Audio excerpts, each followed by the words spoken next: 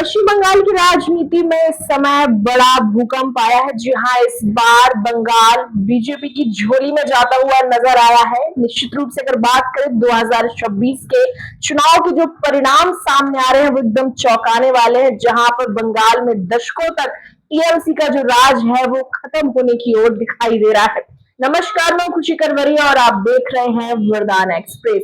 दरअसल इस बार 2026 के चुनाव के जो रुझान सामने आ रहे हैं उसमें बीजेपी 200 के लगभग बढ़त के साथ बंगाल में अपनी सरकार बनाने की ओर अग्रसर है। बात की जाए तो ममता बनर्जी की तृणमूल कांग्रेस आज अपने ही गढ़ में सिमटती नजर आ रही है और कहीं ना कहीं बीजेपी जो है वो राजनीतिक इतिहास के एक ऐसे दौर में है जहां पर ममता बनर्जी की जो सरकार को उसी के वर्ग में ध्वस्त करती नजर आ रही है।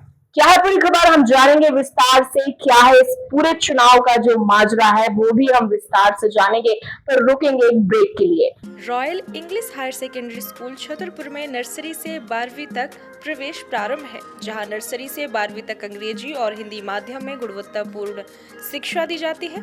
25 वर्षों का अनुभव, प्रशिक्षित और समर्पित शिक्षक, स्मार्ट क्लासेस, कंप्यूटर लैब और सीसीटीवी कैमरों की सुविधा, बच्चों के लिए बड़ा खेल मैदान और प्लेग्राउंड, हर साल जेईई और नीट में शानदार सिलेक्शन, सांस्कृतिक कार्यक्रमों और खेल प्रतियोगिताओं के साथ सर्वांगीण विकास, नियमित अभिभावक मीटिंग और बेहतरीन शिक्षण सामग्री। तो देर किस बात की, आज ही कराइए अपने बच्चे का प्रवेश royal English higher secondary school, पता नारायणपुरा रोड, छतरपुर, मध्य प्रदेश। एक बार फिर से स्वागत है आप सभी का वरदान एक्सप्रेस में। दरअसल हम बात कर रहे हैं बंगाल की इस समय की चुनाव रुझानों का, जहां पर टीएमसी और बीजेपी में कड़ी टक्कर है। जहां तक ये बढ़त के साथ बीजेपी इस समय बंगाल में आगे नजर आ रही है।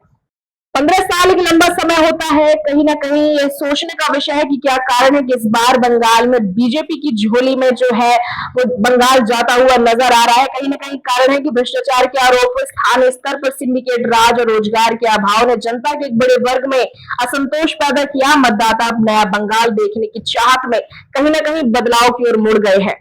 भाजपा ने इस बार न केवल हिंदू मतों का ध्रुवीकरण किया, बल्कि मतुआ समुदाय और आदिवासी बहुल इलाकों में अपनी पकड़ भी मजबूत की है कि टीएमसी का पारंपरिक वोट बैंक दरक हो गया है।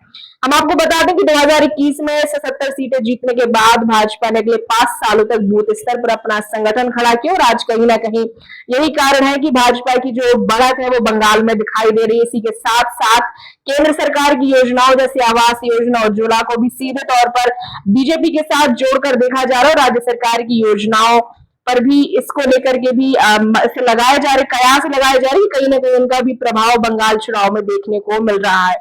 इसी के साथ साथ चुनाव में टीएमसी का जो मुस्लिम वोट बैंक है वो भी पूरी तरीके से एकजुट नहीं हो पा रहा है। कई क्षेत्रों में विकल्प और स्थानीय मुद्दों के कारण इसमें सेंध लगी हुई है, जिसका सीधा फायदा आज बीजेपी को हो रहा है। ममता बनर्जी जो अपने क्षेत्र की लीडिंग स्पिरिट मानी जाती थी, इस बार कहीं ना कहीं उनकी पार्टी अपने अस्तित्व को बचाने में लगी हुई है। इस समय बीजेपी की जो है वो जीत दर्ज होने की कगार पर है बंगाल में, वहीं टीएमसी अपनी हार की ओर बढ़ रही है।